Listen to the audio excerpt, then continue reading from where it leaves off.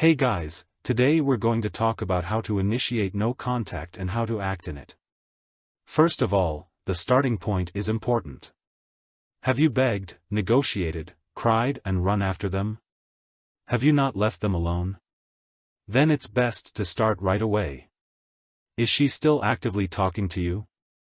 Maybe she wants to be friends or is not angry with you. Then you can still communicate with her. Of course, you don't say, "Now I'm going to stop all contact." That sounds stupid to her and she will probably Google it. Worst case scenario, she'll see, "Oh, that's an X-back strategy and you don't want that." You don't want to use it as a strategy either, it's there to keep the last bit of respect and attraction she might still have for you. If you still talk to each other, you say briefly, in your own way, that you still love her, that you would like to work on your problems with her, but that a friendship is out of the question for you. You would be lying to yourself and to her. You feel more for her. You can say it exactly like that and be honest.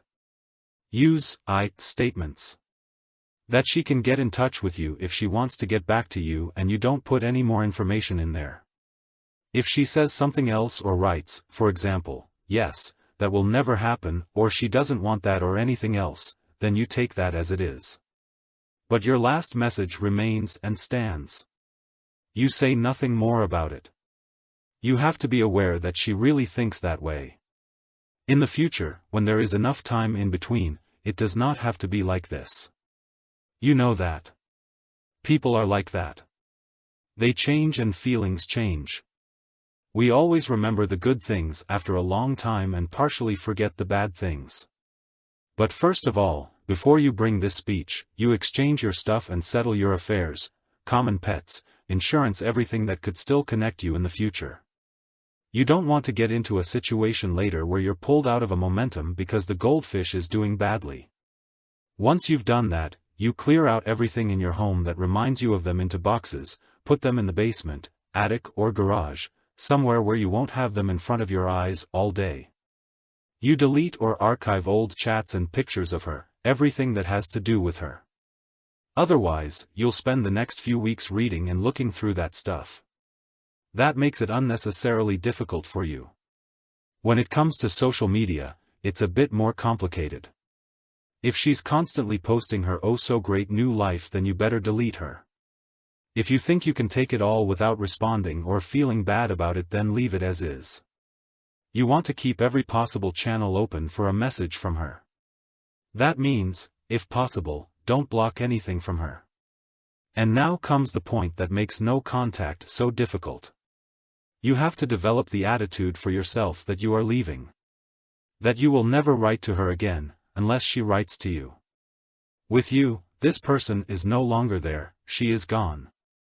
The moment she writes to you again is the moment when she is ready to get in touch with your new self, and only in this way is there any chance that she can be interested in the idea of giving you a second chance. Then the thought comes from her and no one can say afterwards that she was persuaded to do anything. Because it is her wish that you are interested in her again. That's the point you want to get to.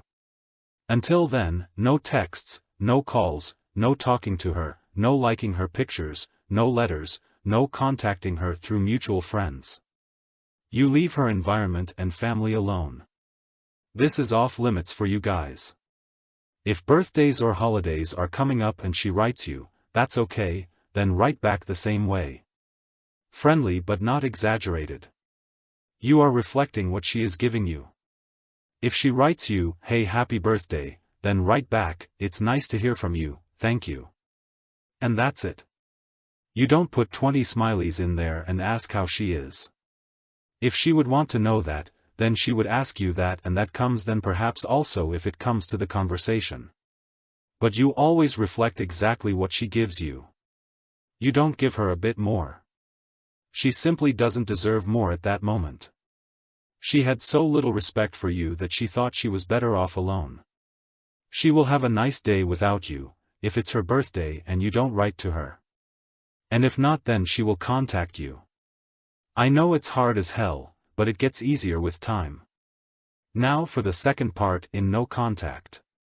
The one that really brings you something and because of which you actually organized the whole thing.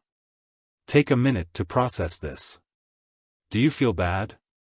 That's perfectly normal, you should allow that, otherwise you'll eat it up and that won't really help. In the end, that only prolongs it for you and makes it worse.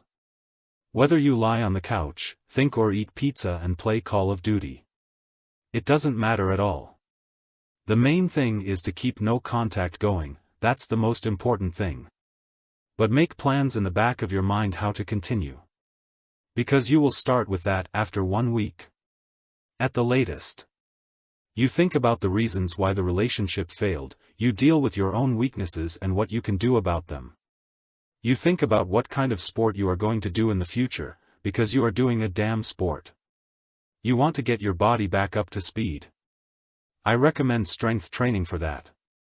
It's just a matter of not thinking about your ex during the time you're doing sports.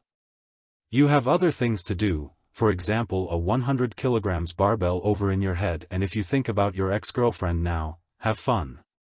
You make everything you have unhealthy food at home in the 1 week flat and go shopping after a week and buy healthier. I mean, chowing down on all the old crap at least ensures you don't lose weight. I lost a hell of a lot of weight back then too. 10 kilos maybe, within a week or two, because I really didn't eat anything. You will have a harder time fighting your way back if you feel so bad and have no strength. That means stuff yourselves for all I care the 1 week with the crap you still have then. You look for 1 or 2 really good friends with whom you can talk about it. And yes, the friends should have nothing to do with her and SHE should have nothing to do with them. You can cry to them or anything else, but talking about it helps. And think about how you can get ahead job-wise and financially. From week 2 on you will have the plan in your head and you will follow it through. You will have a certain image of who you want to be in your head and you will work on it every day. Every decision you make should lead to that.